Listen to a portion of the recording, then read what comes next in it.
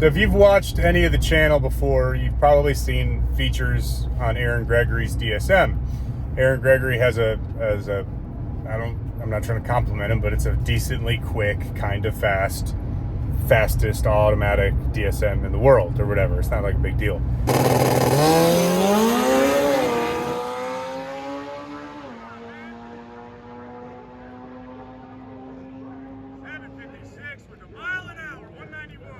But Aaron actually lives a couple minutes up the road from me. And the best part is Aaron will text me like 2 minutes before I'm supposed to leave the shop. Hey Logan, I know you're the coolest guy ever in the whole world, but could you please do me a favor? And be like, hey man, can you bring X, Y, or Z home? So today I told him, sure, that's fine, but I'm not going to his house. I'm delivering it in the most clapped out fashion I could imagine. That's what I'm gonna do. All right, step one, you gotta roll the window down. Step two is you gotta get your hand firmly on the product you're delivering. Now, I was a newspaper delivery boy for quite some time, so let me get the angle. Oh, all right, here he is. Look at this goon. And Yahtzee!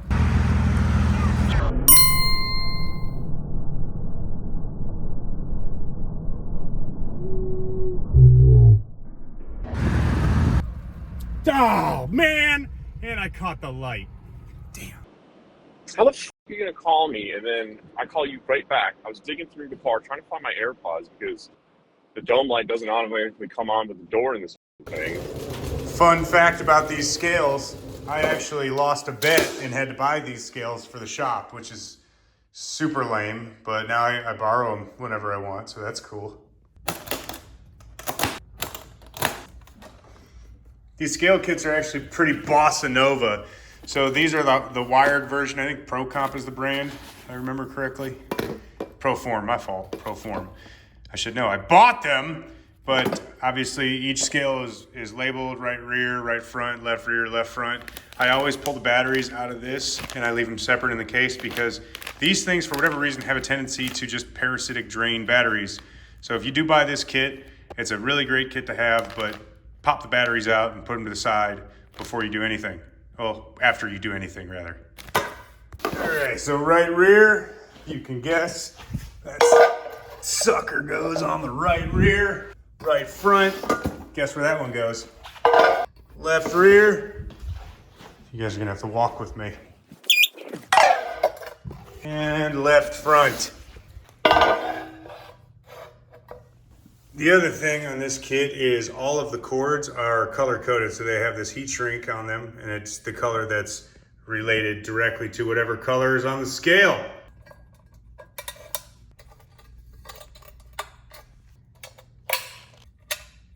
All right, cut the scales on, they're all zeroed out. You can see the car's still in hover mode.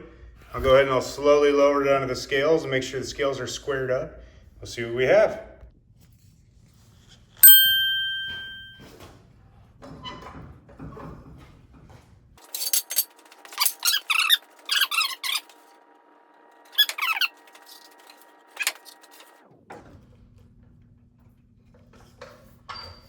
Touchdown!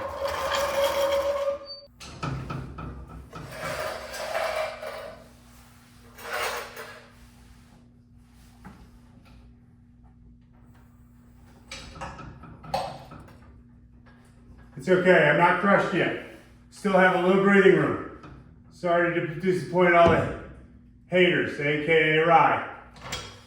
What's she wearing, Hoss? Let's find out.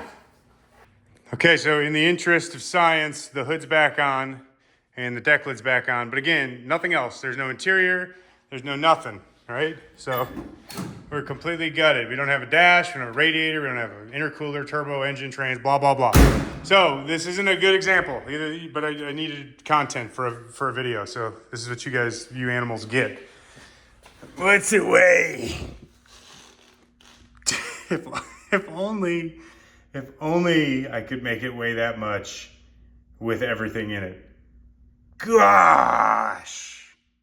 Sick though. I mean, it's not a bad starting point, and there is still steel doors, steel quarters, Steel fenders. The only fiberglass is the hood and the trunk lid. Glass windshield. It's got these Lexan windows, but there's still some weight to save out of this thing. So that's sick. I don't want to do it, but if I weighed the manifolds, the seat mount, this operator shifter from Motion Raceworks, shout out, that's sick. Electronic butt plug too that comes with it. Really need one of those. Intake manifold. If I weighed all this stuff, right? If I put it all inside the car right now, this would probably add another 250, 300 pounds easily, just with what's on these shelves, not including the block, not including the transmission. So my assumption is race ready. The way it sits right now, this car is probably gonna weigh 2,800, 2,900 pounds, if I had to guess. Again, just a hip shot, but we'll have to see. Now, I just spoke on this shifter, and there's a reason I mentioned this specifically. I'm gonna show you what came off the car. Oh no, I don't really want to get in there. Okay, you see it? You see it, right? You see the shifter? That's what came off the car, the old bracket race special. And this is what's going on the car, the motion operator shifter. Now, I have to give unbiased reviews because that's just how I am, and I don't want to lead people the wrong way. So I will say this about the Motion Raceworks operator shifter. It is a very costly unit. It's expensive. That's goes without saying. I think it's $800, $750 to $800. It's not a cheap shifter. I have had the cheap shifters, the B&Ms specifically. I've had those shifters rattle bolts out of them. And this isn't like a bash fest on B&M or other shifters, but there are things that go with those other shifters that I did not like, I wasn't happy with. My only gripe with the Motion Raceworks shifters, is people like myself that just are not technically savvy, right? I'm like a step above cardboard. I would have liked better instructions. That's it. That's my only gripe. Because when you have to run the shifter cable in, it requires disassembling the shifter. And when I disassemble anything, I just assume it's just never gonna get back together again. That's my only gripe. That's the only low point. The rest are all high points. The shifter is sick, and I'm gonna show you why I like it so much.